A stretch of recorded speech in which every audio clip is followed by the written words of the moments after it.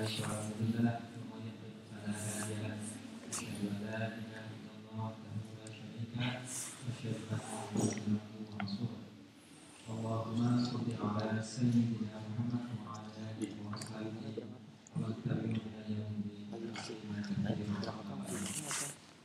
Bapak-bapak, ibu-ibu jamaah mengaji subuh di suatu yang berbahagia. Seperti biasa, seperti kita mulai, mari kita bersama-sama memanjatkan puji syukur kita kepada Allah Subhanahu wa Ta'ala. Karena kita berdoa kepada kita masih diberikan kesehatan dan juga kesempatan untuk tadi bisa bersama-sama melakukan sholat jamaah subuh. Dan juga alhamdulillah insyaallah pada pagi hari ini akan mendengarkan tausiah yang akan disampaikan oleh ustaz-ustaz kita. Salawat dan salam kita juga kita sanjungkan kepada pimpinan kita Nabi Muhammad sallallahu alaihi wasallam, kepada keluarganya, kepada para sahabatnya, dan juga kepada segenap pengikutnya yang mengikuti sunnah dan menjalankan sunnah beliau secara istiqomah sampai akhir zaman insyaallah. Amin. Bagi bapak ibu yang tadi pagi mengantar Ustaz Yahya pulang, merasa sangat sedih juga karena ditinggal beliau setelah 4 tahun berada bersama-sama kita. Tapi saya rasa kesedihan itu tidak perlu berlanjut karena alhamdulillah pada pagi ini Ustaznya digantikan tidak cuma 1 tapi 2 orang Ustaz kita yang insya Allah itu yang insya Allah akan memberikan tausiah kepada kita. Jadi 1 pergi 2 datang kembali ke Rasulullah kita insyaallah. Tidak seperti jenggotnya, iya, kalau jenggotnya udah yang dulu hitam menjadi putih, jadi sama dengan saya. Kalau dipotong kalau pengen 1 dipotong 2 tunggu.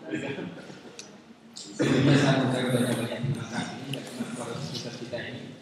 Saya mengucapkan banyak terima kasih kepada Mbak Yulia dan juga Mbak Rizky ini karena sudah mengizinkan suami-suaminya untuk datang ke surau kita memberikan tausiah kepada kita.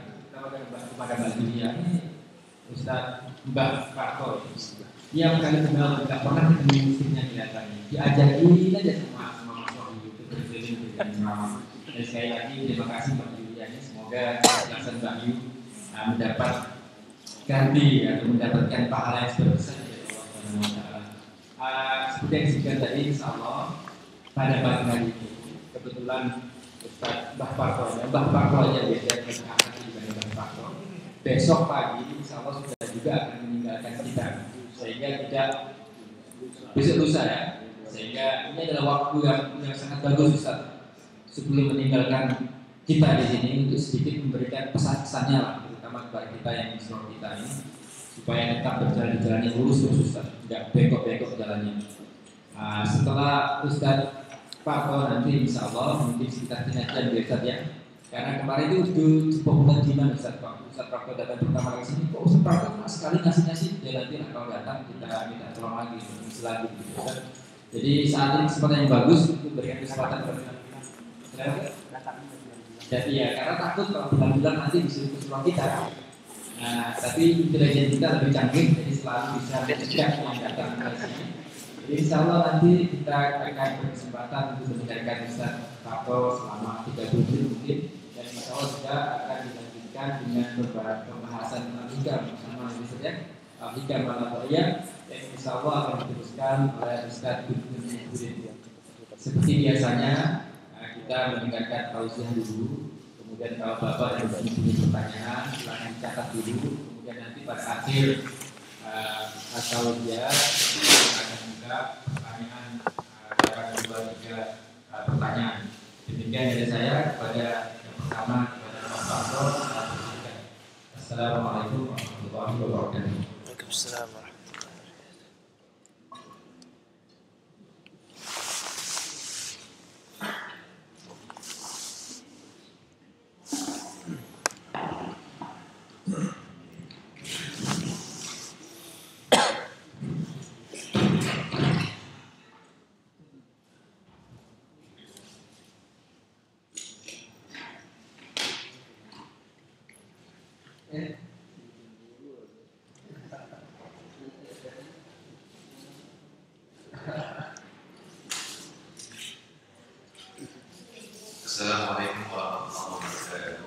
إن الحمد لله نحمده ونستعينه ونستغفره ونعوذ بالله من شرور أنفسنا ومن سيئات أعمالنا من يهده الله فلا مضل له ومن يضلل فلا هادي له أشهد أن لا إله إلا الله وحده لا شريك له وأشهد أن محمدا عبده ورسوله لا نبي بعده اللهم صل وسلم على سيدنا محمد بن عبد الله وعلى آله وصحبه ومن والاه ولا حول ولا قوة إلا بالله أما بعد kawan-kawan yang dimuliakan Allah, alhamdulillah kita bersuara kembali meramaikan sebuah majelis yang insya Allah Allah sangat cintai. Ini majelis lain, tidak ada majelis yang lebih cintai dan didoakan oleh malaikat Allah kecuali majelis ini. Dan insya Allah kegiatan di Solo kita merupakan jihad bagi kawan-kawan yang meramaikannya. Amin ya rabbal alamin. Terima kasih Mas Lukas, Pak Nel dan kawan-kawan semuanya tidak mampu saya tolak dengan sekarang dari malam bertemu semuanya sudah mungkin wajah tapi tetap aja kelihatan. Hadirin yang dimuliakan Allah, kumpul-kumpul seperti ini baik Allah menjadi sebuah kegiatan buat kita. Dan Rasulullah SAW mengatakan tidaklah satu kaum berkumpul yang telah dan Quran awal itu sunnah mereka membacakan Al-Quran, membacakan bacaan-bacaan lainnya yang mengingatkan kita kepada Allah, kemudian mempelajari dan mendiskusikannya. Maka bila hafal kumpul malaikat, maka mereka merupakan senantiasa menghubungi mereka. Jadi jangan dikira kita hanya pertemuan antar manusia, tapi bahwa malaikat itu menyaksikan perbuatan kita kali ini. Ini malaikat maaf. Bagaikan kalian berbarokah dan kemudian barokah Allah itu melingkari kita. Apa sih yang barokah itu? Kadang-kadang kita menyangkakan hidup ini ada berkah. Berkah itu kan artinya siada dalam sekali kali dan berkah itu ada bertambahnya segala yang positif dalam kehidupan kita. Sedikit ataupun banyak, ketika kita mampu melihat segala yang positifnya, maka itulah berkah. Atau kalau orang Jawa itu bilang untung. Jadi konsep untung itu sebenarnya penerjemahan dari berkah kehidupan. Ada orang ketawa ya, untung aja kakinya saja yang putus. Tidak ada untung itu. Berkah, ya. Hari ini cuma makan tempe. Untung Pak. Alhamdulillah harinya katanya kita bisa makan. Berkah hidup. Ada orang yang diberi ibu pesek. Alhamdulillah yang masih ada itu pesek begini, jadi mengirit nafasnya. Ekonomis. Subhanallah bagi orang-orang mukmin itu ketika melihat kehidupan itu dengan segala kondisinya senantiasa mampu melihat itu positifnya. Maka wallasyad alihul barakatuh, maka betapa berkah itu meliputi kehidupan kita. Ketika kita mau mempelajari ayat-ayat Allah, kalam-kalam Nabi-Nya, maka bertambah pengetahuan kita tentang hidup dan kehidupan ini. Tujuan hidup tidak akan mau kita capai dan pahami kecuali dengan menambah pengetahuan itu. Wa nuzilat alaihim sakinatu, maka akan diturunkan kepada hati orang-orang yang berkumpul dalam majelis ilmu itu apa yang disebut dengan sakinah, rasa ketenangan dalam jiwa. Selama sehari penuh mungkin kemarin kita kerja ya, bergelut dengan kepentingan dunia. Ada satu area dalam waktu hidup kita yang kita dedikasikan untuk ilmu. Maka ketika kita belajar ilmu agama itu, maka muncullah dititipkan Allah dalam relung batin yang paling dalam sebuah ketenangan. Manusia kadang-kadang menerjemahkan bahagia itu pada aspek di luar diri kita. Bahagia adalah ketika kita memiliki sesuatu di luar diri kita. Ada orang yang menerjemahkan bahagia pada kepuasan material. Orang yang punya kacamata, kemana pergi nyari kacamata. Di luar kota nyari apa nyari toko kacamata, beli kacamata. Begitu ketemu kacamata, senang, bahagia. Orang yang suka baju gitu, kemana pun pergi, nyari toko baju, beli baju, puasa. Tapi Islam mendefinisikan kepuasan atau kebahagiaan sakinah, ketenangan batin itu adalah muara kebahagiaan itu sendiri. Makanya ketika Allah menerjemahkan makna sebuah rumah yang penuh kebahagiaan, maka Rasul mengatakan al-bait itu jannah, bait itu nanti rumah itu adalah surga, karena surga hanya dihuni oleh orang-orang yang memiliki kelapangan dan keluasan hati. Ketika kita memiliki ketenangan batin, keluasan hati, maka kebahagiaan itulah kemudian tinggal di dalam diri kita. Kata Allah itu surga adalah arti bersama wajib. Yang luasnya adalah langit dan bumi. Sebagaimana hati manusia ketika dia mendapatkan ketenangan dalam dirinya, maka tak terbatas ruang batin itu. Dilempari satu masalah, tenang. Bertumpuk-tumpuk masalah, tenang. Dikarenakan ketenangan itu sudah ada dalam diri kita. Maka ketika kita bertambah ilmu agama kita, maka mekanisme untuk menggapai sakinah itu akan kita dapat. Beda dengan orang-orang yang jauh, apalagi kita hidup di rantau. Beberapa tahun yang lalu, di awal-awal tahun 2003, banyak sekali saya menemukan pengalaman orang-orang yang hidup di sini kemudian stres, ya. Ada paranoia, ada yang merasa dikejar-kejar oleh hantu.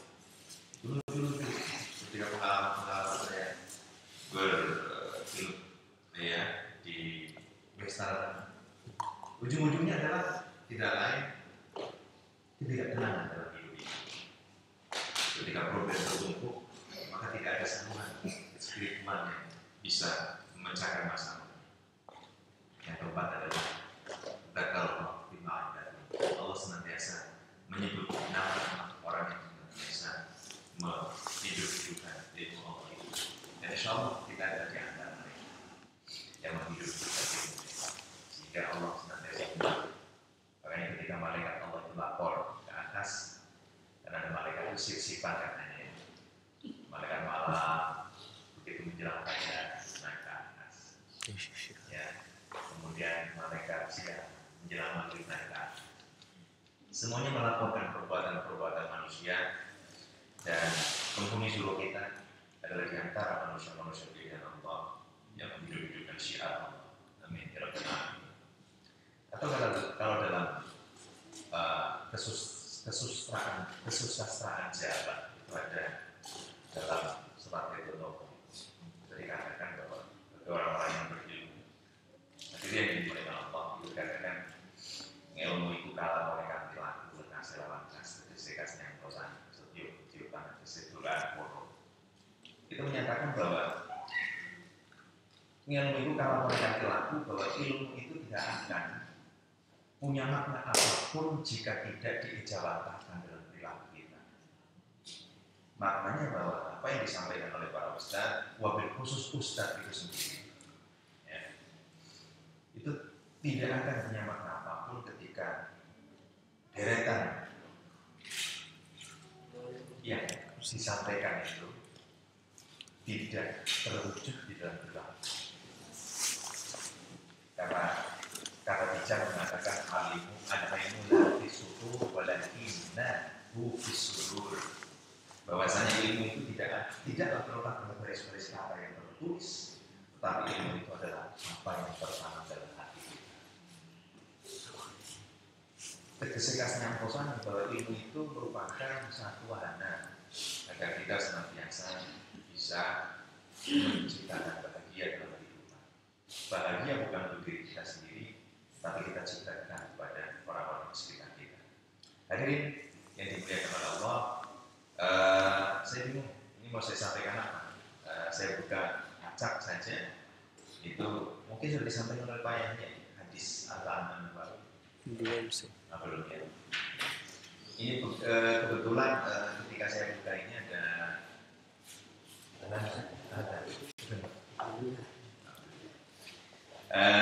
Di sana Pak, ini salahnya ya. Itu pada hadis nomor langsung 23 biar cepat khatam ya. 23. Dari menang saya tidak lupa. Kalau 23 kan nanti Mas Guntur udah dulu bisa lanjutkan. Jadi begini, pada hadis ke-23 kita Al-Arba'in An-Nawawi, an Abi Malik Al-Harith bin Al-Ash'ari, itu diriwayatkan oleh Abi Malik Al-Harith bin Al-Ash'ari. Bahwasanya Abi Malik Al-Harith itu menyatakan, qala Rasulullah sallallahu alaihi wasallam, bersabda Rasulullah sallallahu alaihi wasallam, at-tuhuru syatrul iman, walhamdulillah tamla'ul mizan, wa subhanallah walhamdulillah tamla'ani, atau tamla'u ma baina as-sama'i wal ardh, was-salatu nurun, was-sadaqatu burhan, was-sabru diyatun, wal Qur'an hujjatun laka wa 'alaika, kullu nas yaghdu fa ba'i'un nafsahu fa mumtiquha aw mumtiquha. Rawahu Muslim, riwayat Muslim. Maknanya, kalau Rasulullah bersabda Rasulullah sallallahu alaihi wasallam bahwanya at-tuhuru syatrul iman. Bahwasanya at-tuhur suci itu syatrul bagian. Jadi kalau tohnya di tengah syatrul itu bagian. Tapi kalau tohnya di pinggir syatrul itu syarat. Jadi cuma beda posisi toh saja maknanya sudah berbeda.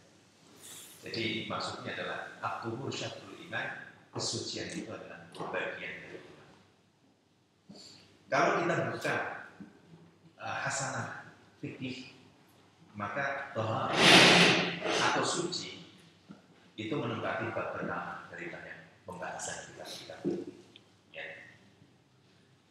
Namun ironis dalam kehidupan kita bahwa toharoh itu hanya dipahami dan dimengerti hanya pada sebatas mandi junub, ya, setelah nifas dan sebagainya. Tayamum, taharah hanya pada aspek-aspek itu saja. Namun simbolisasi taharah, yaitu pensucian hati, ya, kemudian kebersihan fisik, kebersihan lingkungan, itu tidak terwujud di dalam pemahaman. Saya sering bilang sama mahasiswa saya, coba kita tengok bandingkan madrasah dengan sekolah Katolik di Indonesia, maka akan nampaknya banyak sekali madrasah yang sampahnya itu di mana-mana. Toiletnya itu toilet di madrasah, kebanyakan 5 meter bau jengkol.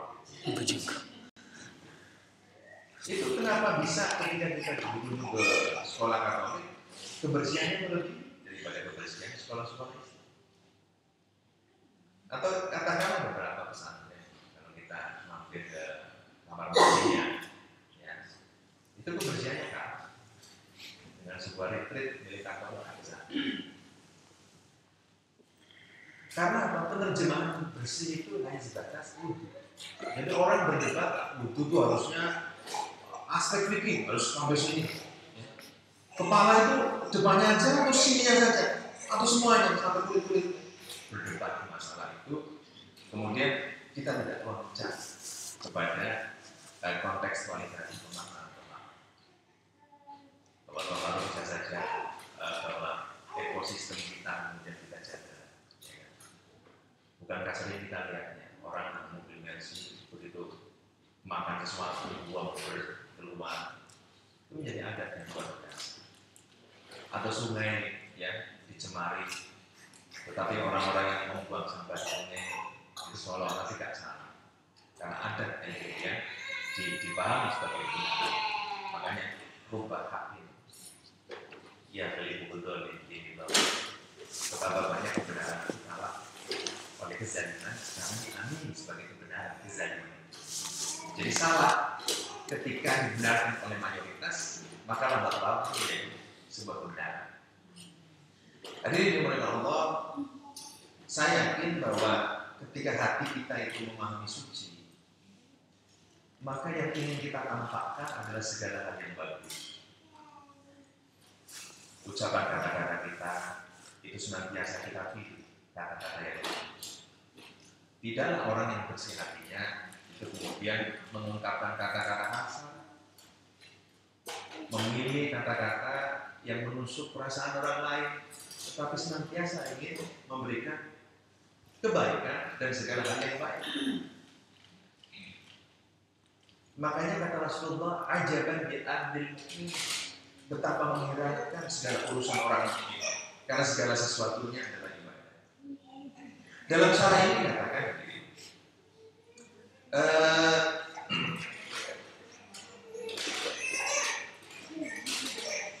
ada yang mengatakan wa taharatu syartun fi sihhati shalah. Jadi al-muradu bil iman, jadi dikatakan bahwa suci sebagai iman. Kata iman di sini kata dalam syarah ini kata al-muradu bil iman adalah as-shalah. Jadi yang disebut dengan iman di sini adalah sholat. Karena dikatakan suci itu sebagian dari iman. Nah, suci ini dinyatakan sebagai wudu atau tayammum. Iman ini dimaksudkan adalah sholat. Ada yang memahami seperti itu. Ya, jadi suci sebagai dari iman adalah wudu itu bagian dari sahnya sholat. Fasarat kasyatri, maka taharah atau suci itu menjadi bagian dari sholat itu. Wala yanzimu fi syatri ayakuna nisban haqiqiyah. Maka tidaklah lazim atau umum sekali bahwa apa yang disebut dengan bagian itu adalah ayakuna nisban haqiqiyah, menjadi setengah yang hakiki. Artinya setengah yang tidak bisa ditinggalkan. Dikatakan lagi walhamdulillah tamla'ul mizan, bahwasanya alhamdulillah itu memenuhi timbangan. Alhamdulillah ini adalah ekspresi verbal bagi orang-orang yang bersyukur. Alhamdulillah itu tidak hanya ekspresi milik orang-orang beriman. Orang-orang jahat juga kadang-kadang alhamdulillah. Maling ya, kejar-kejar polisi nggak ketangkep, begitu selamat alhamdulillah. Maling juga alhamdulillah. Koruptor juga gitu, ketahuan alhamdulillah, masih melindungi. Alhamdulillah. Tapi pemaknaan alhamdulillah di sini sebagai ekspresi verbal dari syukur. Meskipun syukur tidaklah cukup hanya dengan ekspresi alhamdulillah. Syukur itu kan menempatkan nikmat Allah dalam tempat yang semestinya, itu syukur. Arti hakikinya, ketika kita mendapatkan harta, maka syukur kita adalah dalam bentuk sedekah dan zakat. Itulah syukur. Ketika kita mendapatkan hadiah Al-Quran misalnya, tidak hanya ekspresi terima kasih, tetapi rasa syukurnya adalah dibaca Al-Quran. Sama ketika amanat Quran itu dibebankan kepada kita, diamanatkan kepada kita, maka syukurnya adalah bagaimana nilai-nilai dan ajaran dalam Al-Quran itu kemudian kita bisa laksanakan. Berat memang, tetapi itulah tujuannya di dalam kehidupan kita. Walhamdulillah taqlal mizan, bahwa si alhamdulillah adalah memenuhi timbangan. Maknanya annaha, sesungguhnya alhamdulillah itu li'abmi ajriha, dikarenakan besar ganjarannya pada kalimat alhamdulillah, maka tamla'u mizana alhamdulillah ta'ala, maka akan mengisi mizan atau timbangan bagi orang-orang yang senantiasa memuji Allah. Jadi alhamdulillah yang dimaksud. Waqad tadahharat nususul Qur'an wa sunnati, dan bahwasanya nas-nas Al-Quran dan hadis itu banyak menunjukkan tentang zikir-zikir seperti itu, ala wazni amal, mengenai wazan atau timbangan amal-amal kebaikan, wasaqil mawazin wa khifatiha, dan mengenai beratnya timbangan amal serta ringannya timbangan amal. Makanya pada suatu ketika Rasulullah itu dikatakan para sahabat-sahabat miskin, ya Rasulullah, ada apa wahai sahabat? Kami datang ingin bertanya pada betapa bahagianya orang-orang yang memiliki kelebihan harta itu. Betapa enaknya mereka ketika bersedekah, mereka itu bisa mengeluarkan hartanya untuk bersedekah. Sedangkan kami bagaimana ya Rasulullah? Untuk makan saja kami kurang. Sedekah apa yang bisa kami lakukan? Rasul mengatakan bahwa subhanallah, alhamdulillah, wa la ilaha illallah, Allahu akbar, itulah sedekah. Maka ketika sampaikan hal seperti itu, berbahagia orang-orang yang tidak berharta bahwa apa yang diusahakannya itu adalah sedekah. Mengucapkan alhamdulillah saja itu menjadi semacam sedekah. Karena ucapan kita alhamdulillah, segala puji bagi Allah, itu pada hakikatnya adalah pengakuan kita tentang ketidakpunyaan kita. Pengakuan kita bahwa kita tidak memiliki apa. Karena alhamdulillah segala puji lillah, baliknya adalah ke Allah. Ketika kita melihat lukisan di galeri nasional misalnya, kita lihat lukisan itu, lalu kita berdecak kagum, wah hebat sekali lukisan ini. Pada hakikatnya kita tidak mengagumi lukisan ini, tetapi yang kita kagumi adalah si pelukis itu. Sama ketika kita melihat bangunan begitu indah, wah hebat sekali bangunan ini. Bukan bangunan yang kita kagumi sebenarnya, tapi di balik simbolisasi mengatakan hebat adalah si pembuat bangunan. Makanya bagi seorang muslim, alhamdulillah menjadi keniscayaan pengakuan kita bahwa kita tidak memiliki apa-apa.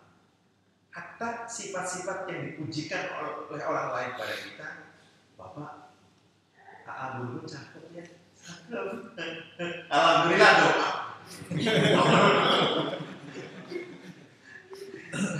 Nah gitu misalnya. Jadi bahwa ketika orang mengatakan cakepnya kita, bukan dikarenakan orang mengagumi kita. Pada hakikatnya adalah orang mengagumi siapa yang menciptakan kita. Maka baliklah segala apa yang kita miliki kepada siapa yang sesungguhnya memiliki hakikat itu. Bahwa alhamdulillah ini pengakuan kita atas tidak berdaya kita, kepapaan kita dan ketidakpunyaan kita. Hadirin yang dimuliakan Allah, wa subhanallahi walhamdulillah tamla'ani.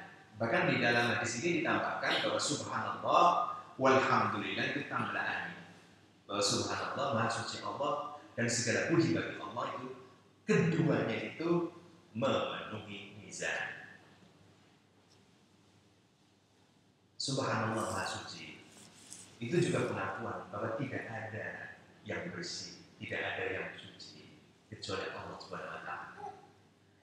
Kita sebagai makhluk senantiasa mahal khata wa nisyan, sebagai tempatnya salah dan lupa. Tidak ada obat apapun yang bisa menyembuhkan dua penyakit itu, lupa dan salah, lupa dan salah. Siapa sih di antara kita yang pernah tidak lupa? Hampir tidak ada. Udah Dodi ya, sudah Dodi lama di sini, pasti tidak lupa ya udah. Sering lupa ya, sama kalau gitu. Apalagi wanita al-khata, melakukan kesalahan, itu pun bagian dari hidup kita. Makanya kullun nas khata'un wa khairul khata'in at-tawwabun. Semua manusia di mata Allah itu bersalah. Namun sebaik-baik orang yang bersalah adalah orang-orang yang kembali ke jalan Allah. Tidaklah patut bagi kita untuk merasa paling benar. Bahkan dalam dunia akademik sekalipun tidak ada kebenaran mutlak. Makanya muncul search and research, mencari dan kembali mencari lagi. Research sebagai satu proses untuk mencari kebenaran yang sifatnya sangat nisbi.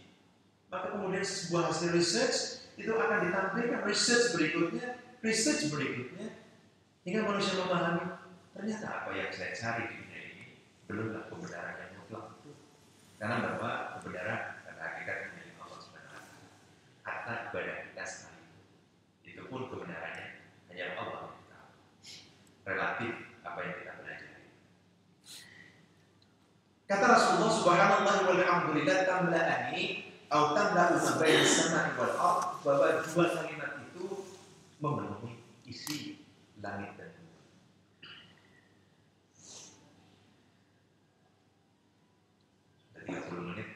saya potong saja sampai sini hadirin ya. Nanti kapan-kapan kalau saya berkunjung tapi terjemahannya tadi sudah jelas ya. Saya terjemahkan kritik sholat unggul dan sholat adalah jalan. Wasadaqatul burhan dan sedekah adalah bukti.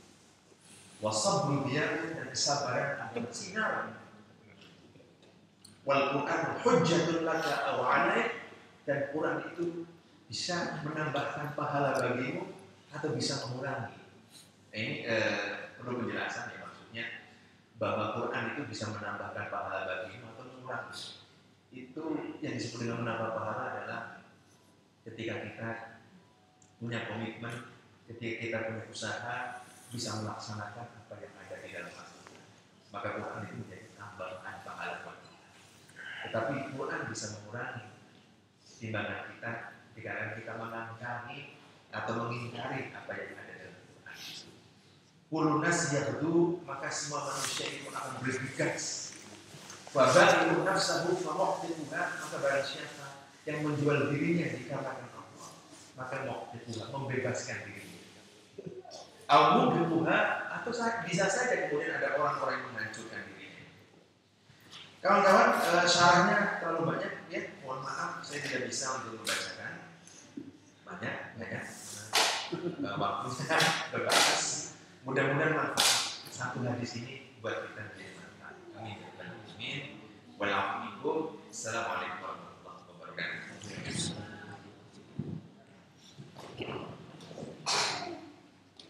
Terima kasih Ustaz. Bapak ini kalau kasih dari surat tulisan proses terhadap lainnya, karena nanti kalau datang sini di masa soalnya diminta sedikit saja jadi masakannya yang semakin bertambah. Sesi berikutnya, insya Allah mungkin ada bapak ibu yang belum tahu, tapi saya rasa sudah banyak tahu. Insya Allah Ustaz A.A. Gun ini adalah bukan saudaranya A.A.G, tapi masih saudaranya A.A. ya, dan juga A.A. Denny Ridwan. Insya Allah akan melanjutkan pembahasan Al-Hikam Al-Atriyah yang kemarin sudah dimulai oleh Ustaz Yahya.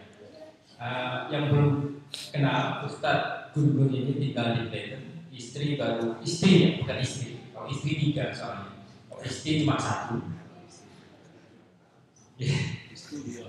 Istri 2, kalau istri 3, istri masih 1. Dan moga-moga belum ada rencana lagi kan bisa tambah saja. Karena dengan kemarin Ustaz Anton mau menjadi pembulu soalnya ini masih mau mencari apa namanya investasi lah. Untuk tidak mungkin waktu mau saya persilakan kepada Ustaz Gun untuk memulai sesi pertama dari pembahasan Al-Hikam ini. Saya persilakan.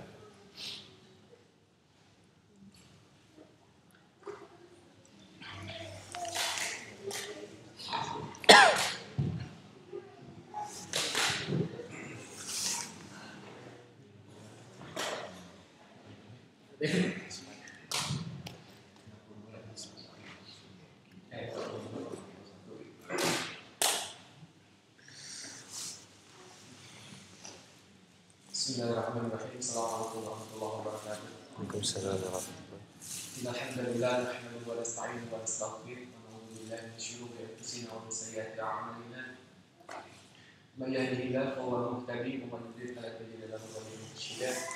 Asyhadu an la ilaha illallah wa sallallahu alaihi wa sallam wa aqamna bi khairin ursila wa atamma 'alaina ni'matan wa aqamna bi syari'a.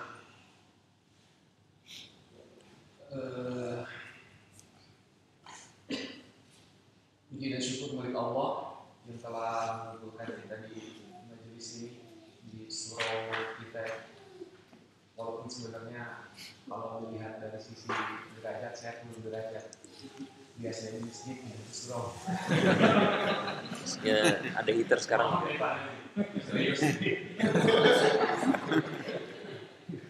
Ya kan biasanya di masjid surau.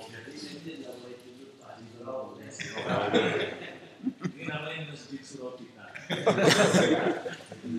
Karena kita kemarin masjid surau kita, alhamdulillah di surau kita.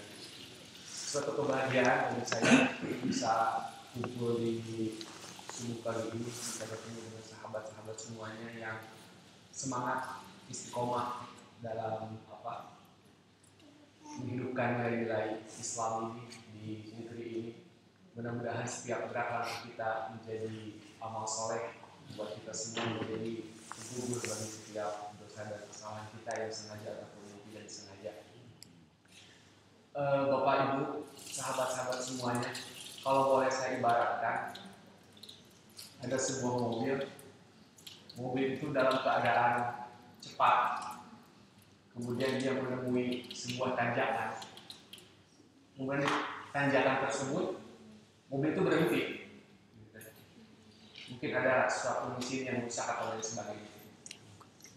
Nah kemudian daripada mobil itu mundur, maka kita mengambil apa namanya? Ganjal. Nah saya mengibaratkan bahwa saya itu sebagai batu, gitu ya. Daripada mobil itu mundur, ya kan? Lebih baik diganjal.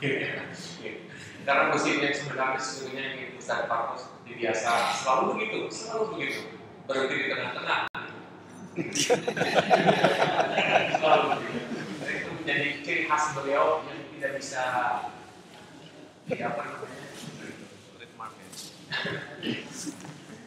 diambil alih. Hadirin rahimakumullah, ada sebuah kisah dari Ibrahim bin Adham, seorang sufi. Beliau pernah membeli seorang hamba, seorang pembantu. Kata Ibrahim bin Adham, atau dikenal juga dengan nama Abu Ishaq. Kata Ibrahim bin Adham, kata Abu Ishaq kepada budak tersebut, siapa nama kamu? Kemudian budak itu menjawab, panggil saja namaku ini sesuai nama yang kau suka, kata budak itu. Kemudian Ibrahim bertanya kembali, apa yang ingin kamu makan? Si hamba itu menjawab, wahai Tuhan, berilah makanan apa saja yang Tuhan mau kasih makan saya. Kemudian Ibrahim bertanya kembali, apakah pakaian yang kamu perlukan? Kata hamba ini, pakaian apa saja yang akan Tuhan berikan kepada saya. Kemudian Ibrahim bertanya kembali, apa pekerjaan yang kamu kehendaki? Hamba ini menjawab, pekerjaan apa saja yang Tuhan perintahkan kepada saya kerjakan. Kemudian Ibrahim bertanya kembali, kemudian apakah kamu punya kehendak? Apa kehendak kamu? Kata budak ini, apa yang menjadi kehendak Tuhan? Itu menjadi kehendak saya. Ini dialog antara seorang tua dan budak. Percakapan ini menjadikan inspirasi buat Ibrahim bin Adham. Beliau termenung sejenak, beliau berpikir seharusnya, selayaknya bahwa seorang hamba itu harus seperti budak tadi. Keinginan Tuhan itu harus menjadi keinginan budaknya. Itu dialog antara seorang tuan dan seorang hamba. Seorang hamba yang baik seharusnya mengerti apa yang diinginkan oleh tuannya. Seorang abid yang baik itu harus mengerti apa yang diinginkan oleh khalifnya. Makanya Rasulullah SAW mengajarkan kepada kita bagaimana kita ini berlaku sebagai hamba yang baik. Kita ini berbuat sebagaimana yang Allah inginkan. Kita ini beramal sebagaimana tuntunan Allah dan Rasulnya. Dalam kesempatan ini mungkin saya belum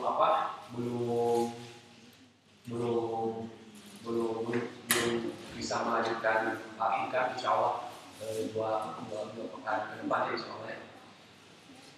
Karena ada Syekhuna Habib dan Pak, beliau mungkin lebih layak untuk menyampaikan sesuatu. Kita buka sama-sama. Yang ingin saya sampaikan adalah berkenaan dengan dan dialog kita tidak ada tadi, ada beberapa tuntutan iman yang harus kita lakukan sebagai orang yang beriman, sebagai orang yang mengaku beriman. Yang pertama adalah at-tasdiq. Orang yang beriman itu harus punya sifat at-tasdiq, membenarkan. Harus mampu untuk membenarkan apapun yang datang dari Allah Subhanahu wa taala, apapun yang datang dari Nabi sallallahu alaihi wasallam. Sebagaimana percakapan dialog tadi, gitu kan? Apa yang ingin kamu makan, terserah makan apa saja yang kau berikan. Apa yang engkau pakai, terserah pakaian apa saja yang engkau berikan. Seharusnya seorang itu seperti itu. At-tasdiq, membenarkan apapun yang datang dari Allah dan Rasulnya, benarkan. Sebagaimana sahabat Nabi sekaligus mertua beliau Abu Bakar As-Siddiq. Orang pertama yang membenarkan kenabian adalah Abu Bakar As-Siddiq. Kemudian orang yang pertama membenarkan Mi'raj Rasul itu Abu Bakar As-Siddiq. Di mana sebagian orang ketika itu banyak orang yang keluar Islam. Kenapa? Karena mendengar cerita Mi'raj Rasul.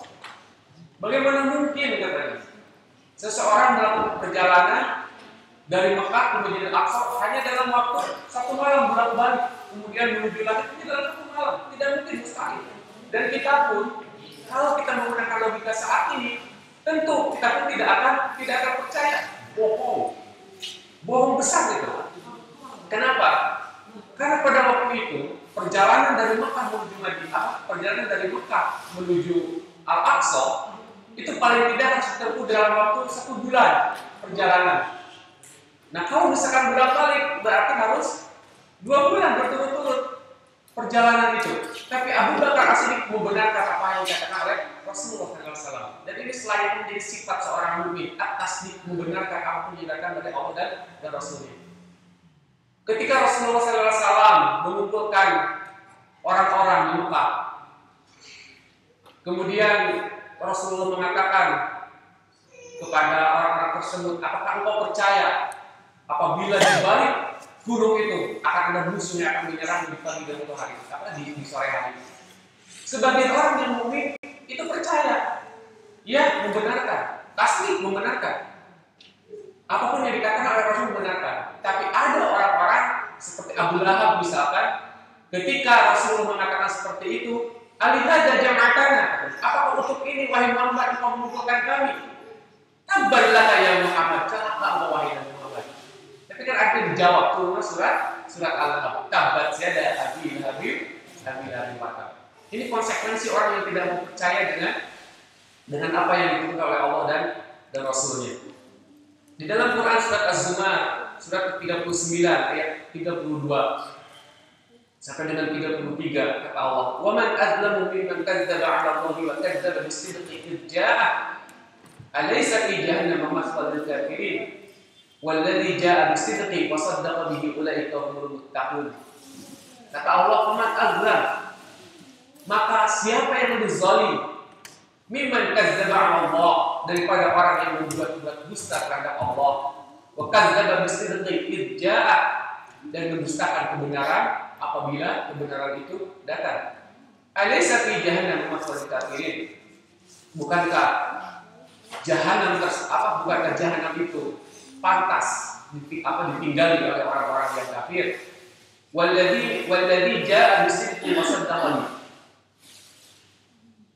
Dan orang yang membawa kebenaran Nabi Muhammad SAW dan membenarkannya, mereka adalah orang-orang yang bertakwa. Jadi orang yang membenarkan apapun yang datang dari Allah dan Rasulnya, itu merupakan ciri pertama orang yang bertakwa. Jadi salah satu ciri orang bertakwa itu adalah tasdik, membenarkan. Tidak banyak tanya, tidak banyak ngomong. Itu salah satu cirinya. Kenapa? Karena kalau kita pikirkan banyak hal-hal yang menyangkut agama itu kadang tidak sesuai dengan akal kita, kadang tidak sesuai dengan nalar kita. Kalau kita lihat fenomena sekarang, banyak orang yang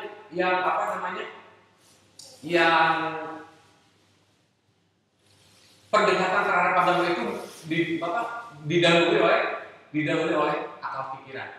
Padahal sesungguhnya agama itu harus didekati oleh hati, harus didekati oleh oleh hati. Kenapa? Karena belum tentu akal pikiran itu bisa sampai terhadap inti dari pesan agama tersebut. Walaupun memang setiap ajaran agama pasti itu akan sesuai dengan nalar kita. Tapi sekali lagi tidak semuanya ajaran agama itu bisa diterima oleh akal. Nah, makanya yang harus kita lakukan ketika kita menerima Al-Quran atau Sunnah itu adalah tasdik, membenarkan di dalam hati kita. Tasdik, sebagaimana kisah-kisah sahabat Nabi dulu, mereka tidak ragu apapun yang dikatakan oleh Rasulullah SAW. Mereka tidak pernah ada sedikit pun keraguan, tidak ada syak, tidak ada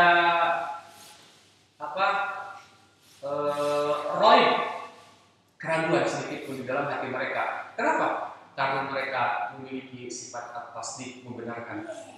Itu tuntutan iman yang pertama. Jadi apapun yang datang dari Allah dan Rasulnya selayaknya sepatutnya kita imani, kita benarkan. Kalaupun kita belum bisa melakukan, bukan berarti alasan untuk menghindari, tapi kita membenarkan itu, tapi akui bahwa kita belum bisa melakukan. Contoh lain misalkan, ketika Rasulullah SAW mengusap khuf itu semacam gitu ya, kaos kaki gitu ya. Menurut logika kita, kalau kita berwudu kemudian kita ingin mengusap khuf, kaos kaki mana yang lebih pantas untuk diusap? Atasnya apa bawahnya? Bawahnya kan? Bawahnya yang lebih pantas untuk diusap. Tapi kenapa Rasulullah SAW mencontohkan untuk mengusap atasnya? Nah, gitu kan? Nah, ini hal-hal yang memang secara logika ada ajaran-ajaran agama yang seolah-olah tidak bersesuaian dengan akal pikiran kita. Masih banyak contoh lain. Makanya yang paling penting sebagai seorang mukmin, apapun yang datang dari Allah dan Rasulnya, kita harus tasdik, membenarkan. Yang kedua,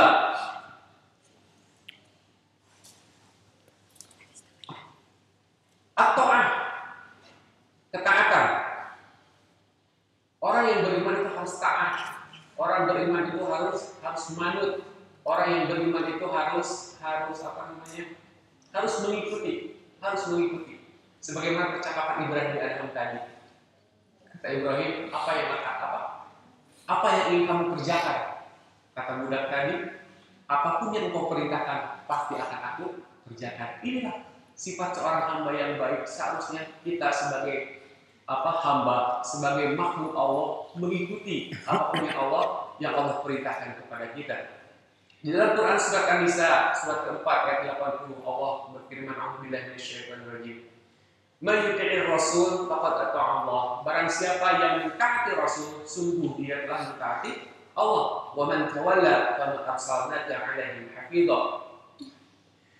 Dan barang siapa yang berpaling, karena sesungguhnya Rasulullah SAW itu tidak diutus untuk menjaga kita. Jadi Rasulullah SAW diutus bukan memelihara kita, tapi memberikan petunjuk kepada kita, memberikan hidayah kepada kita, supaya apa? Supaya kita taat kepada Rasulullah SAW, supaya kita mengikuti apa yang menjadi ajaran Rasulullah SAW. Banyak kisah-kisah yang kita bisa baca, atau mungkin kisah-kisah biasanya Ustaz Yahya yang banyak menceritakan tentang sirah sahabat, bagaimana sahabat itu begitu saya pinjam bahasanya mumpau perilakunya, begitu dahsyat kepribadiannya. Kenapa? Karena ketaatannya begitu tinggi kepada Allah dan Rasulnya. Karena ketaatannya begitu kuat. Apapun yang dikatakan Rasulullah SAW langsung dilakukan. Apapun yang dilihat dari Rasulullah SAW langsung dilaksanakan. Tidak banyak bicara, tidak banyak diskusi, tidak banyak bertanya manfaatnya apa, mudaratnya apa. Lakukanlah gitu. Apapun yang datang dari Allah dan Rasulnya. Contoh misalkan sahabat Nabi SAW, Abdurrahman bin Auf, seorang sahabat yang begitu luar biasa. begitu kaya ketika mendengar sabda Nabi, Abdurrahman bin Auf nanti yamshuna wa yas'auna. Nanti di akhirat dia itu yamshuna wa yas'auna. Jalannya itu akan tergopoh-gopoh. Sama seperti saya, yamshuna wa yas'auna, mendapatkan beban yang berat. Karena harus menggantikan posisi ustadznya yang begitu berat gitu. Yamshuna wa yas'auna, jalan tergopoh-gopoh. Nah, ketika Abdurrahman bin Auf mendengar kata-kata ini, Abdurrahman bin Auf itu berjalan yang sunnah wa yas'aun, berjalan tapi itu gopoh-gopoh. Kenapa? Karena saking banyak hartanya. Akhirnya apa yang dilakukan oleh Abdurrahman bin Auf? Beliau menyedekahkan hampir seluruh hartanya itu. Menyedekahkan seluruh hartanya. Kalau kita hitung itu, mungkin mustahil di zaman sekarang ada orang yang mengeluarkan sedekah sebanyak yang dikeluarkan oleh Abdurrahman bin Auf. 300 ekor unta, 50.000 dirham, dinar, dan seterusnya. Dan itu berulang. Mengapa rezeki begitu mengalir kepada Abdurrahman bin Auf?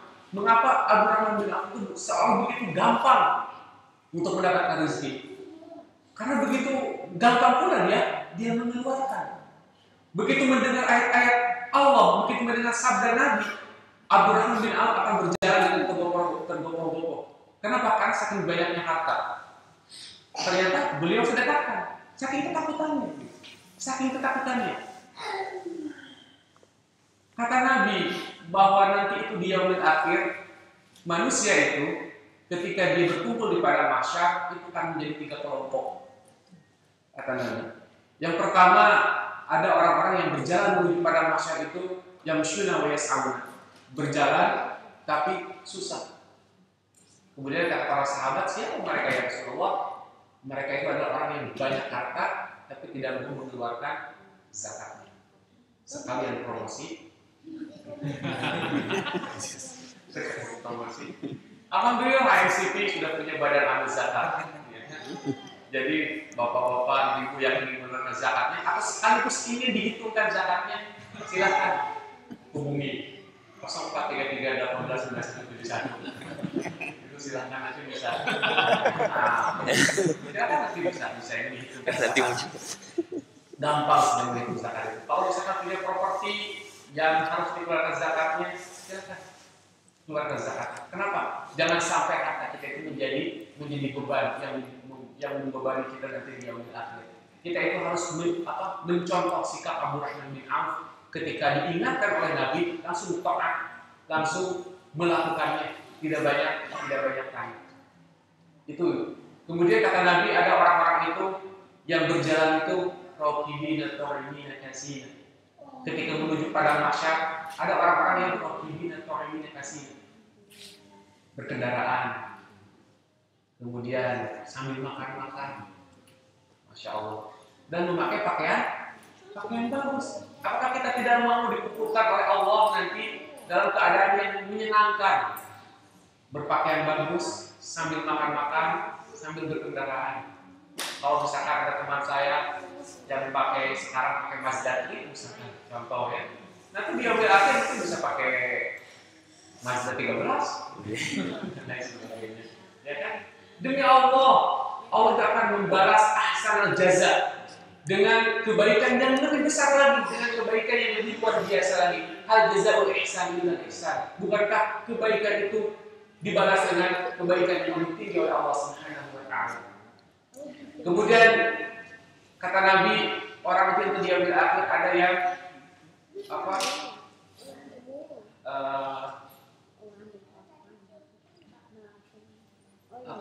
ditarik oleh malaikat atas wajah-wajah mereka. Jadi kalau kita ibaratkan itu ada orang-orang yang nanti ditarik kakinya, wajahnya tersungkur kepada aspal seperti itu.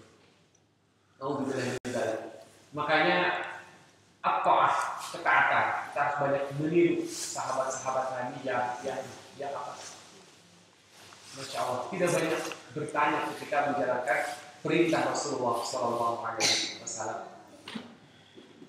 Quran Quran ayat surat ke-33 ayat 36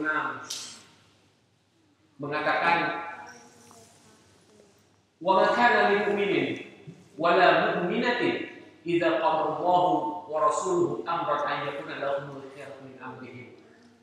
Kata Allah, tidak layak seorang mukmin itu, baik mukmin laki-laki ataupun mukmin perempuan, idza qada Allahu wa rasuluhu amran, apabila Allah dan Rasulnya itu sudah menentukan sesuatu, ayyakuna lahumul khiyaratu min amrihim, maka tidak layak orang mukmin laki-laki dan mukmin perempuan itu mencari pilihan yang lain. Tidak layak. Ketika sahabat Nabi siapa yang belum junub itu, ketika diajak perang, siapa namanya? Sahabat Nabi. Gimana? Sahabat Nabi diajak perang, waktu itu dia baru malam pertama. Handolah. Siapa namanya? Bukan Handolah ya. Handolah. Ketika ada seruan perang, langsung buru-buru kita apa ya? Karena ini kan bisa bergegas. Langsung ketika ada seruan perang, bergegas. Tidak ada pilihan lain. Wa ma kana lil mu'minin wala mu'minatin idza qada Allahu wa rasuluhu amran an yakuna lahumul khiyaratu min amrihim. Tidak ada pilihan lain, tidak layak seorang mukmin laki-laki atau mukmin perempuan ketika Allah menentukan sesuatu baginya, dia mencari jalan keluar yang lain. Tidak layak.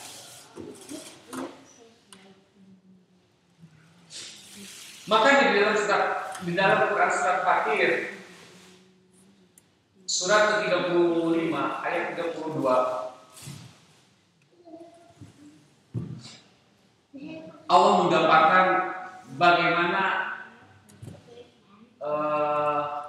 hamba-hamba Allah itu terbagi kepada 3 bagian. Kata Allah, "Tsumma awrasna kitabal ladzina astafaina min ibadina." Kemudian aku wariskan, aku turunkan Al-Quran, Alkitab kepada hamba-hamba kami yang terpilih. Sesungguhnya kita ini dipilih oleh Allah menjadi hamba-hamba Allah untuk memikul Al-Quran. Kita ini hamba-hamba Allah yang terpilih. Kenapa? Karena kepada kita Allah menurunkan Al-Quran. Bukankah kata Nabi, siapakah hamba terbaik itu? Siapakah mukmin yang baik itu? Kata para sahabat, mukmin yang baik itu para nabi. Kalau para nabi wajar. Kenapa? Karena mendapatkan wahyu. Dengan ada pede sedikit, para sahabat mengatakan, kalau begitu kami mungkin ya Rasulullah. Wajar kan kalau para sahabat mengatakan bahwa sahabat itu merupakan hamba yang terbaik, wajar. Kata Nabi, kalau engkau wajar. Kenapa? Karena kau bertemu dengan aku, bertemu dengan Nabi. Engkau mendengarkan wahyu langsung dariku. Wajar kalau kau menjadi hamba yang terbaik. Justru yang terbaik itu adalah hamba-hamba setelah kalian, umat-umat setelah kalian. Kenapa? Karena mereka menemui lembaran-lembaran Al-Quran hanya dari tulisan-tulisannya, tetapi mereka mengimaninya. Nah, kita oleh Allah dipilih menjadi hamba yang terpilih, menjadi hamba yang terbaik untuk apa? Untuk mengemban amanah Al-Quran. Tetapi kata Allah, "Faminhum dzalimun li nafsi." Di antara mereka ada yang menzalimi dirinya sendiri, di antara mereka ada yang tidak mau mengambil pelajaran darinya. Di antara mereka ada yang mengacukan Al-Quran. Bukankah kata Nabi di dalam Quran surat Al-Ahzab, surat Al-Furqan, "Ya Rabbi inna qawmi ittakhadhu hadzal Qur'ana mahjura." Wahai Rabb, sesungguhnya umatku ini, sesungguhnya kaumku ini, ittakhadhu hadzal Qur'ana mahjura, menjadikan Al-Quran itu sesuatu yang ditinggalkan, yang tidak diperhatikan. Mahjura. Ibnu Taimiyah, tapi kita tidak boleh menyamakan repot dengan Ibnu Taimiyah ya. Tapi beliau mengatakan bahwa orang disebut mahjura, orang disebut mengacukan Al-Quran ketika dia tidak paham bacaannya selama satu bulan. Itu bukan disebut mahjura kata Ibnu Taimiyah. Jadi Ibnu Taimiyah mengatakan orang yang tidak paham Al-Quran dalam waktu 30 hari itu disebut orang-orang yang mahjura, orang-orang yang hijrah dari Al-Quran. Masya Allah. Tapi jangan khawatir, itu Ibnu Taimiyah.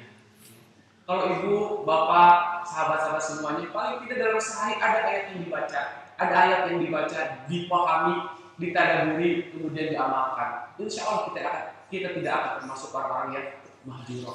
Karena orang mahjuro sesungguhnya adalah orang-orang yang zalimun li nafsi, orang-orang yang menzalimi dirinya sendiri, orang-orang yang merugikan dirinya sendiri, orang-orang yang tidak berpikir akan masa depannya, orang-orang yang tidak berpikir akan kehidupan yang kekal. Mereka terlena, mereka terbuai oleh kehidupan yang sementara ini, sehingga membaca surat cinta dari Allah pun mereka tidak mau. Kenapa? Karena mereka terbuai oleh kehidupan dunia ini.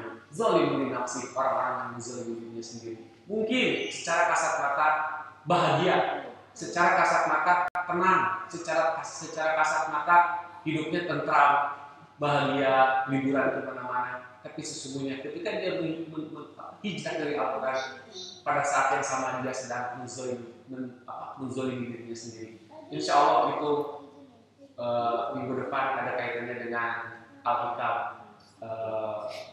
yang ke-63 kalau tidak salah ya, insya Allah nanti. Kemudian kata Allah, di antara hambaku itu ada yang muqtasid, ada yang pertengahan, ada yang setengah-setengah, ada yang STMJ, sholat terus maksiat jalan, ada yang gayus tambunan, gaya ustad tampang buronan, ada yang seperti muqtasid, golongan pertengahan, masih senang berbuat maksiat, tapi dia kembali kepada Allah. Masih senang dia berhura-hura, tapi kadang dia taat, muqtasid, pertengahan. Walaupun memang sebagian ahli tafsir mengatakan bahwa muqtasid itu adalah orang-orang ashabul yamin, golongan-golongan kanan. Mereka tidak terlalu baik, tapi ketaatannya itu sudah luar biasa. Tergantung memang ahli tafsir itu dalam memberikan definisi muqtasid itu. Kalau misalkan standarnya tinggi, maka muqtasid disebut sebagai golongan ahlul yamin, golongan kanan yang ketaatan itu luar biasa. Dan di antara mereka ada yang sabiqun bil khair biiznillah.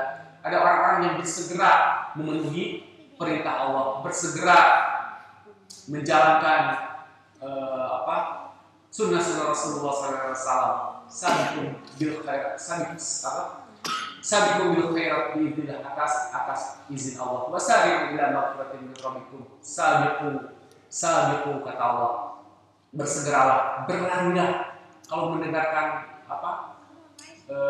seruan-seruan yang baik. Wasari'u, berlarilah, bersegeralah, jangan menunda-nunda, jangan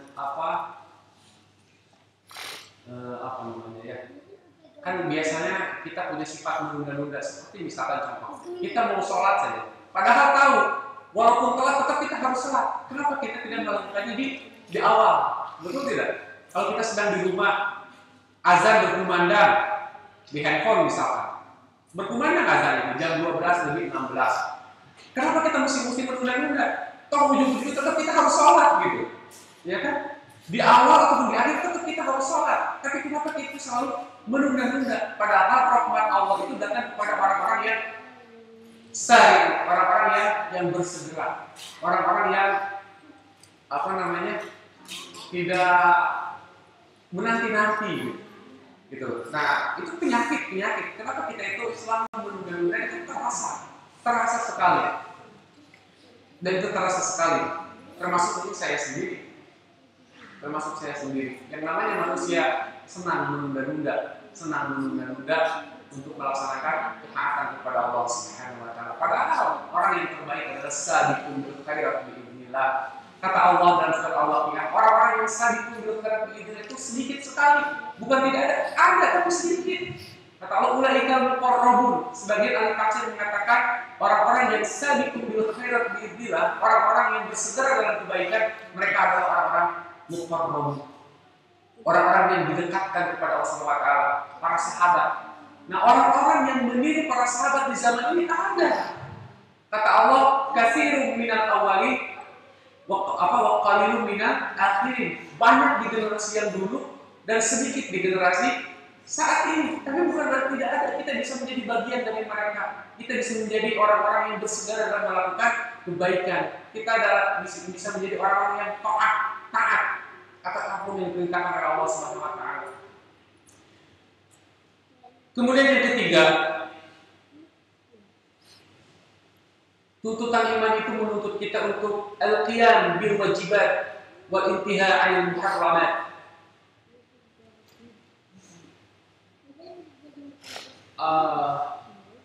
Melaksanakan setiap kewajiban, mengerjakan setiap kewajiban dan meninggalkan setiap yang haram-haram.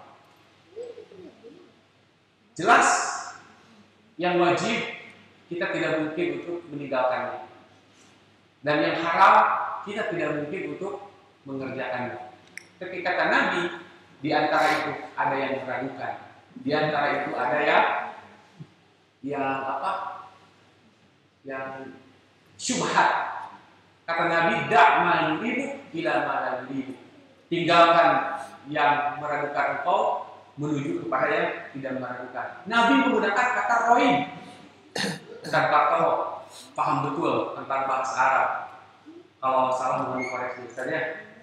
Roib itu dalam bahasa Arab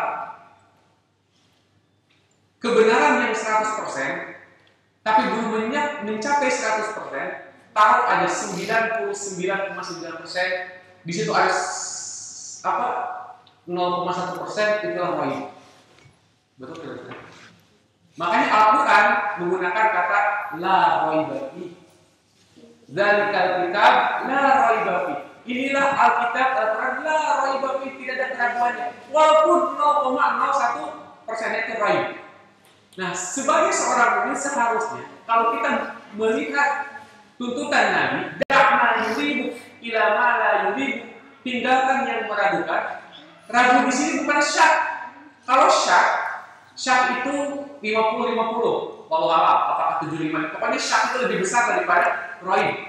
Itu syak, keraguan.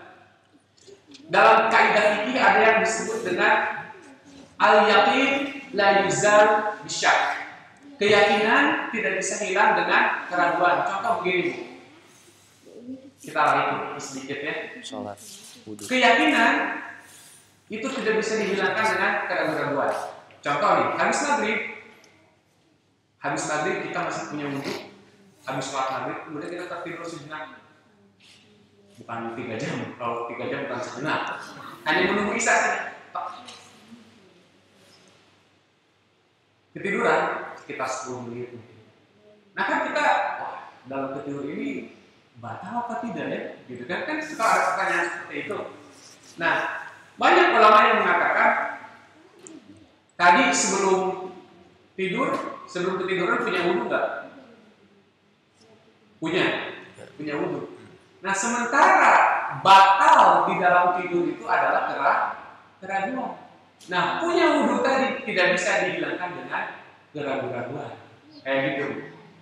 Paham tidak? Itu syak. Ngerti ya? Ngerti nggak? Maksudnya yakin itu kan kita punya wudhu yakin nih, ya kan? Sehabis sholat maghrib kan kita masih punya wudhu yakin. Nah, kemudian ketiduran. Nah, dalam ketiduran itu kita punya pas begitu bangun kita punya rasa ragu apakah batal atau tidak. Nah, batal atau tidak itu adalah keraguan. Nah, yakin tadi, wudhu tadi itu tidak bisa dihilangkan dengan keraguan. Makanya hukum fikihnya orang yang cuma ketiduran itu tidak perlu wudhu lagi dalam arti hukum. Tapi kalau mau wudhu lagi ya silakan, gitu kan ya, memperbaharui wudhu ya silakan. Tapi jangan dijadikan alasan bahwa hukum itu jangan menjadikan alasan ketiduran menjadi hukum buat kita mengganti wudhu yang tadi. Kenapa? Karena al-yakin la yuzal bisyak. Keyakinan tidak bisa hilang dengan keraguan. Tapi kalau kita mau berwudhu lagi ya silakan. Tapi niatnya memperbaharui wudhu itu salah satu contohnya. Al-Quran menggunakan kata la raiba fi, tidak ada keraguan di dalamnya. Kata Nabi, sebaik-baik mukmin adalah orang-orang yang da'ma meninggalkan keraguan walaupun sedikit. Jadi kalau kita melihat ada keraguan di situ, ini syubhat, ini apa, ini makruh, ini haram, kita ragu. Tinggalkan. Jangan meyakinkan, kata guru saya itu, kalian itu jangan mendalili amal, tapi kalian harus mengamalkan dalil. Beda antara mendalili amal dengan mengamalkan dalil. Kalian jangan sekali-kali mendalili amal, tapi kalian harus mengamalkan dalil. Kalau mendalili amal itu gampang sekali, dari celah manapun kita bisa mendalili amal. Apalagi Ustaz itu wah banyak bisa berhenti di tengah-tengah. Ada dalilnya nanti. Itu ada dalilnya. Berhenti di tengah-tengah. Belum 30 menit sudah berhenti. Ada dalilnya. Itu mendalili amal. Itu yang ketiga, berusaha untuk menunaikan segala kewajiban dan menjauhi segala yang dilarang. Kemudian yang keempat, insya Allah 3 lagi, at-ta'awun 'alal birri wat taqwa. Orang yang beriman itu sudah selayaknya untuk saling menolong dalam mengerjakan kebaikan. Nah, ini adalah sebuah sarana ta'awun 'alal birri wat taqwa. Bangunan ini menjadi saksi nanti bahwa itu saling mengingatkan. Bangunan ini akan menjadi saksi bahwa kita ini saling tawassul bil haq wa tawassul bis sabr. Saling memberikan nasihat. Insya Allah menjadi saksi. Bukankah sholat sunnah saja dianjurkan untuk pindah tempat, pindah posisi. Kenapa? Karena bumi itu akan menjadi saksi atas kebaikan yang akan kita lakukan. Minum kopi sama minum teh pindah posisi, yang tadi sebelah kiri sekarang pindah ke sebelah kanan, pindah posisi. Nah, insya Allah tempat ini akan menjadi saksi bahwa kita bahwa kita ini pernah saling mengingatkan, bahwa kita ini pernah saling berwasiatkan dalam kebaikan dan kesabaran. Kata Nabi SAW, sesungguhnya orang-orang pilihan itu, orang-orang al-mustafid al-akhyar, orang-orang yang terpilih itu adalah orang-orang yang tohirun fi nafsihi kagirun bitain, orang-orang yang soleh tapi berusaha untuk mensolehkan orang lain. Orang yang terbaik adalah orang-orang yang berusaha dirinya untuk soleh dan berusaha untuk mensolehkan orang lain. Tidak bisa disebut orang yang soleh kalau dia soleh sendirian. Makanya Islam itu kan harus apa? Harus sosialisasi, tidak bisa seperti Rahib yang hanya duduk sendiri di guha-guha. Gua. Tidak bisa menjadi seorang biarawati yang diam termenung di dalam bel raksasa misalnya. Nggak bisa, kita bersosialisasi. Kenapa? Untuk tohir finansi, untuk tohir dibuairi, berusaha untuk mensolehkan orang lain, berusaha untuk mengajak orang lain. Bukankah nanti orang-orang mukmin itu akan saling bertanya, menyapa satu sama lain di dalam surat bahwa orang mukmin itu bertanya satu sama lain, Kang Deni, gimana ketemu lagi di sini? Wah, alhamdulillah. Kebayang kalau kita melihat teman kita di neraka, wah, teman saya di neraka, gitu kan? Alhamdulillah. Nanti di dalam akhirat kita akan dikumpulkan, bayar qalbi ila ahlihi masrura. Orang-orang beriman itu akan dikumpulkan dalam keadaan berbahagia, dikumpulkan dengan saudara-saudaranya, dikumpulkan dengan teman-temannya. Sungguh akan menjadi kebahagiaan kalau kita bisa bertemu lagi. Kita bertemu, kalau saya mengutip kata-kata Ustaz Parto tadi malam, sesungguhnya perpisahan itu bukan perpisahan jasad, tapi perpisahan yang sebenarnya adalah perpisahan qalbu, hati. Kalau kita sudah terpisah hati kita, maka susah kita untuk berkumpul lagi. Tapi kalau kita masih terpaut hati kita dengan teman kita walaupun jauh, insya Allah kita akan bertemu lagi nanti di surga. Bukankah kata Allah, wajib atas rahmatku bagi dua orang yang saling mencintai karena Allah, yang saling tawassul bil haq, tawassul bis sabr, yang saling mengingatkan, yang saling menasihati, yang saling memberikan mau'izah hasanah, supaya kita bareng-bareng menuju dunia akhir. Yauma taral mu'minin wal mu'minat yas'aluhum baina aydihim wa bi aymanihim busyrakumul yawma jannatun tajri min tahtiha al-anhar. Nanti itu engkau akan melihat bagaimana orang-orang mukmin dan orang mukmin laki-laki dan mukmin perempuan berbahagia. Kenapa? Karena diberikan kabar gembira dengan surga yang penuh dengan kenikmatan. Berbeda dengan orang-orang munafik. Mungkin kita berkumpul dalam satu gedung, tapi ada hatinya itu yang kosong, hatinya tidak terpaut, hatinya cuma menginginkan kenikmatan-kenikmatan dunia, hatinya hanya mengharapkan keuntungan-keuntungan dunia. Yauma yaqulu munafiquna wal munafiqatu lil ladzina amanu zuruna naqtabis min nurikum qila irji'u wara'akum faltamisu nuran faduriba bainahum bisurin lahu babun batinun fihi rahmatu wa dhahirun min adab. Nanti orang munafik itu akan menyeru, yunadunahum alam nakum ma'akum. Wahai orang-orang munafik, bukankah kami dulu bersama? Bukankah kita dulu bersama? Yunadunahum alam nakum ma'akum. Qalu, ya dulu kita bersama. Walakin lakum fatantum anfusakum wa tarabbastum wartabtum wa gharratkumul amani. Dulu kita bersama semata-mata hanya urusan dunia saja. Dulu kita bersama-sama hanya semata-mata urusan bisnis saja. Pertemanan kita ini bukan untuk agama ternyata. Pertemanan kita ini hanya bisnis belaka. Pertemanan ini hanya kenikmatan dunia belaka. Bye-bye nanti dia berakhir. Kita masuk surga, bagi teman kita masuk. Maka kita harus takut. Makanya sebagai seorang mukmin yang baik, lo harus berusaha soleh dan mensolehkan orang lain. Karena tuntutan iman yang sebenarnya adalah tawasaw bil haq wa tawasaw bis sabr. Itu saja mungkin ya yang bisa disampaikan. Mudah-mudahan menjadi ilmu dan amal buat kita semua. Mohon maaf kalau ada kehilafan.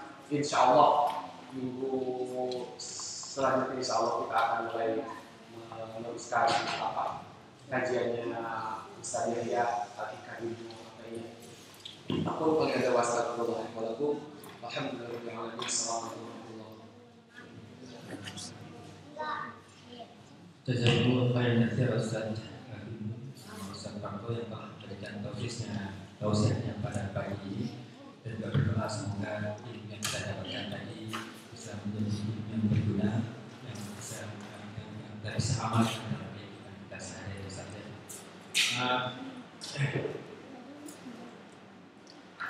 Seperti biasanya kita akan buka sesi tanya jawab dengan waktu sekitar 2 menit kepada Bapak Ibu untuk berpikir pertanyaan apa yang kita tidak akan. Biasanya kalau ada misalnya para gunung ini kita agak sedikit berbeda ini. Biasanya kalau Ustaz Yahya itu bahasanya selalu mengkau sama Ustaz Gunung ini istiqomah. Nah, istrinya isti. Kalau jauh dari istrinya isti, kita tidak isti aja bagaimana lagi. Nah, saya persilakan mungkin kepada ibu-ibu dulu untuk bertanya. 1 atau 2 pertanyaan. Kemudian kita beri kesempatan kepada bapak-bapak juga untuk bertanya 1 atau 2 pertanyaan. Silakan.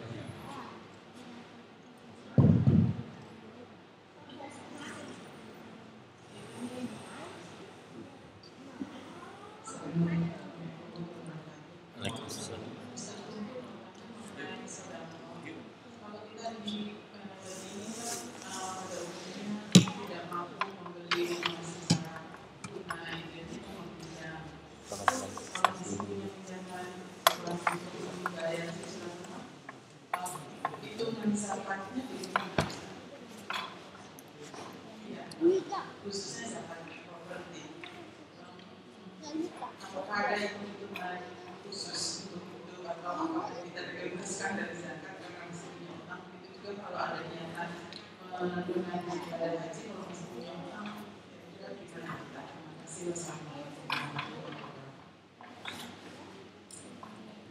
Ada 1 pertanyaan lagi dari ibu-ibu, sehingga nanti langsung sekalian insya Allah akan dijawab uraian kepada Pak Gunung dan Ustaz Parto. 1 lagi silakan dari Ibu Reni. Ya. Atau ini dulu Ustaz, dibahas dulu. Nanti kalau misalkan ada pertanyaan 1 lagi, nanti insya Allah bagiannya Ustaz Parto insya Allah. Sekarang bagian Ustaz dulu. Silakan Ustaz. Bismillahirrahmanirrahim. Tentang zakat properti, sesungguhnya kalau kita melihat nas, zakat properti itu tidak ada sebenarnya. Kalau misalkan zakat properti itu hanya seperti bentuk rumah saja, ya. Tapi kalau zakat itu kita punya rumah, jadi ada dua kasus. Kalau misalkan kita punya rumah kita kosong tidak ditempati, tidak dipakai, maka zakat yang harus dikeluarkan dari rumah tersebut berapa persen coba? 2,5%. Tetap 2,5%. Cuma dari nilai rumahnya, gitu kan? Jadi bukan propertinya sesungguhnya. Kalau misalkan properti itu dipakai, tapi kalau harta itu tidak dipakai, maka yang dikeluarkan adalah dari nilai rumah tersebut. Nah, kemudian bagaimana kalau kita membeli rumah? Apakah rumah itu harus dizakati? Sama, sesungguhnya kalau kita beli rumah tidak ada zakat beli rumah. Kalau kita melihat hukum itu tidak ada zakat beli rumah. Jadi kalau kita beli rumah nih, harus zakat. Sebenarnya tidak ada. Zakat beli rumah itu tidak ada. Yang ada itu adalah sedekah. Kalau sedekah itu memang sangat-sangat dianjurkan. Nah, bagaimana sekarang kalau misalkan penghasilan kita itu dipotong untuk membeli rumah? Nah, maka zakat itu harus dikeluarkan setelah uang kita itu dipotong dengan piutang. Gitu. Tapi rumahnya itu sendiri yang dicicil itu tidak terkena zakat, insya Allah tidak terkena zakat. Kenapa? Karena memang asli tidak ada zakat dari beli rumah, kecuali kalau itu jual beli rumah. Kalau jual beli rumah itu ada zakatnya. Tapi kalau kita nyicil rumah, maka yang dikeluarkan zakat itu adalah dari penghasilan kita, makanya termasuk zakat profesi, bukan zakat properti, gitu ya. Zakat profesi. Nah, zakat profesi itu zakat penghasilan. Kalau misalnya kita punya hutang, contoh taruh saja misalkan gaji kita sebesar $100 per bulan, anggap ya per bulan.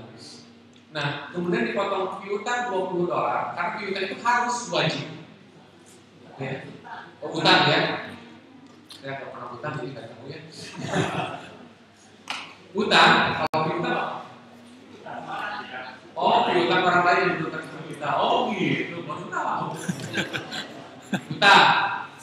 Kalau kita punya hutang, kemudian dari $100 itu $20 bisa untuk bayar hutang, maka yang wajib dizakati adalah $80. $100. Kenapa? Karena $20 itu wajib untuk membayar hutang. Nah, lain dengan untuk biaya kebutuhan sehari-hari. Kebutuhan sehari-hari itu bukan hutang. Itu bisa direduksi, bisa dikurangi, bisa dipengaruhi kita. Makanya sebaik-baik zakat itu adalah zakat dari grossnya, bukan dari netnya. Nah, gross itu setelah dipotong hutang, gitu. Makanya Bu, kalau Ibu punya cicilan rumah, tetap bayar cicilan rumah dulu. Nah, sisanya baru dipotong zakat 2,5%. Gitu. Seperti itu. Apa lagi yang bisa sampaikan? Naik haji. Nah, contoh lain misalkan naik haji dengan apa? Hutang. Boleh tidak? Pada dasarnya boleh-boleh saja selama hutang itu tidak menzalimi kita. Karena tidak boleh kita beribadah dengan hutang. Nah, misalkan gini, uang kita belum kumpul nih. Uang kita belum kumpul untuk mencapai angka 8.000 misalkan contoh. Tapi kita punya punya niat untuk membayar, sudah jelas. Kemudian bukan masalah takdir gitu ya, tapi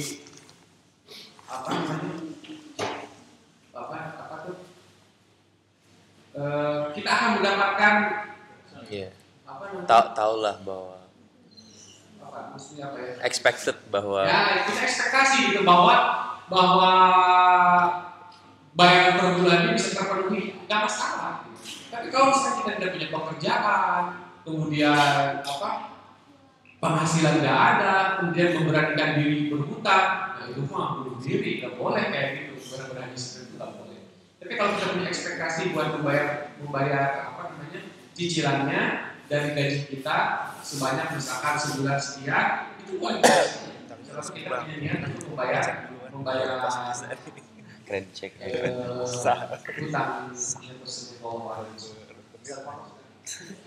agak susah juga ya, kabur ke Mekah maksudnya. Ustaz, Kalau mengenai ini adakah ibu mengadakan arisan untuk haji itu gimana? Makasih. Menangkan 1 tiket haji bersama.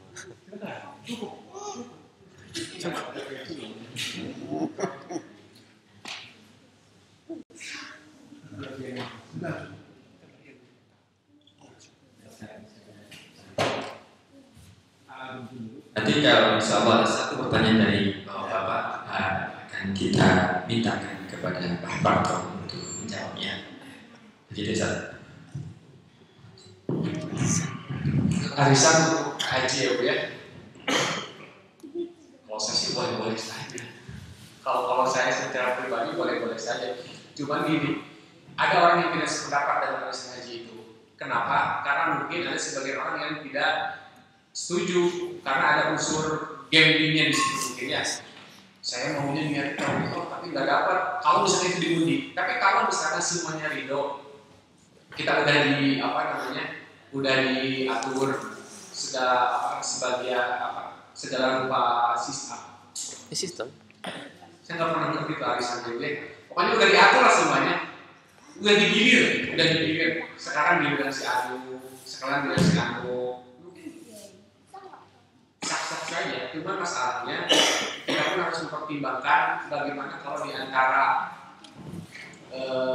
kelompok itu ada yang meninggal misalkan contoh, atau ada yang keluar, apakah mereka sudah sepakat untuk menanggung beban yang ditinggalkan oleh yang meninggal tadi atau yang keluar tadi. Itu semua disepakati, jangan sampai nanti kita berniat baik tapi dengan cara yang bukan tidak baik, dengan cara yang seperti itu nanti ada risikonya kita menjadi beban misalkan kedua, kita menjadi saling benci. Kenapa? Karena tidak mau saling menanggung. Tapi kalau misalkan kita sepakat di awal 7 orang ingin melaksanakan haji, digilir tahun ini si Anu. Kemudian ada kesepakatan lainnya kalau misalkan si A keluar, maka yang ini menanggung beban si A. Terus kemudian harus ridho, harus pokoknya kesepakatan di awal harus benar-benar diyakinkan kepada setiap anggota. Saya pikir tidak masalah. Tapi kalau misalkan hajinya itu diundi, saya pikir itu berisiko besar untuk memecah uang. Kenapa? Karena siapa tahu yang tahun ini maunya saya dulu, tapi ternyata yang dapat si B, kemudian tahun berikutnya si C yang mau, tapi yang dapat si Z, kan itu bisa merusak ukhuwah dan tidak bagus. Niat yang baik dengan cara yang tidak baik itu tidak akan berbuah kebaikan. Wallahu a'lam. Itu biasanya Ustaz, saya rasa sudah cukup jelas ya pada ini. Tapi kalau tadi Ustaz bilang bahwa kita harus berhati-hati kalau mau beribadah yang utama Ustaz. Tapi di ekologi beda Ustaz. Kita boleh bayarnya nanti insya Allah nggak ada masalah kapan saja gitu Ustaz. Sudah ada 2 pertanyaan dari ibu. Ini mungkin ada 1 lagi pertanyaan dari bapak-bapak. Kami persilakan. Silakan Kang Denny. Tapi mohon maaf Kang ya, kalau bertanya harus pakai bahasa Arab dulu Kang ya. Jangan pakai bahasa Sunda kan, soalnya nggak ngerti lain. Atau silakan Kang Rian. Bertanya. Kang, jangan Kang ya. Bang, silakan Bang. Udah. Nggak usah sih.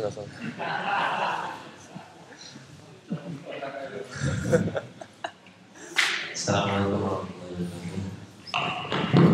wabarakatuh. Cuman tertarik aja sih waktu Ustaz Parto membuka kajian tentang hadis Arba'in An-Nawawi. Jadi penasaran aja apakah ada semacam syarh hadis Arba'in yang bagus, ada yang bisa direkomend atau enggak. Insyaallah.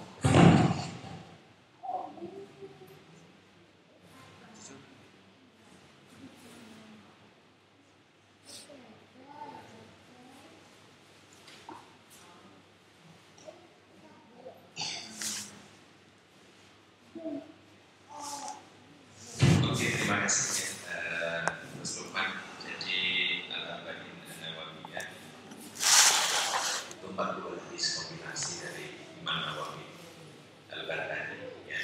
Dan salah satu syarat yang bisa kita bahas secara syarat yang ditulis oleh Ibnu Daud Al-Ain, ya, Ibnu Daud Al-Ain.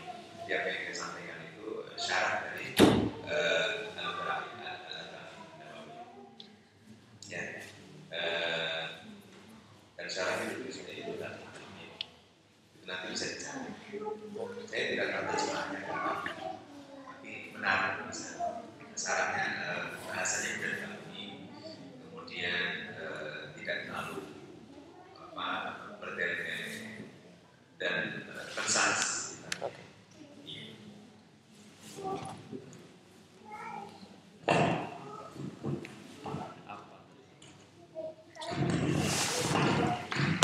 Begitu Bang Lukman, ada satu pertanyaan lagi mungkin Mas Eko.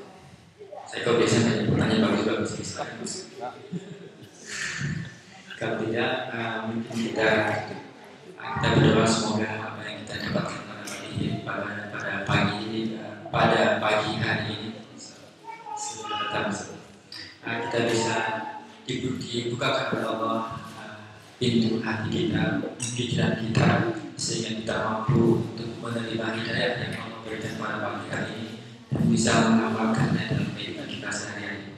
Tapi tadi Ustaz bilang itu ada tipe orang yang suka berbulan kembali. Itu saya mengingatkan saya pada hasil AMC Ustaz. Tapi alhamdulillah sudah kembali dan itu ada bedanya juga Ustaz. Jadi namanya ada gitu. Atas nama pengajian subuh, saya mengucapkan banyak terima kasih kepada teman-teman sekalian yang sudah menyempatkan waktunya untuk hadir pada pagi ini.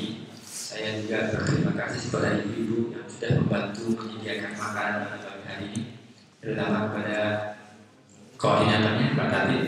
Sebelum kita tutup pertemuan kita pada pagi hari ini, mari kita bacakan dulu ikhtifar 3 kali.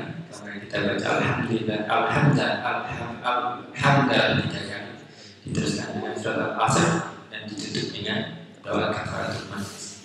Astagfirullahaladzim.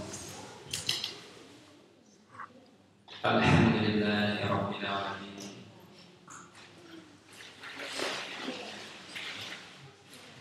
Wal Subhanallah. Assalamualaikum warahmatullahi wabarakatuh.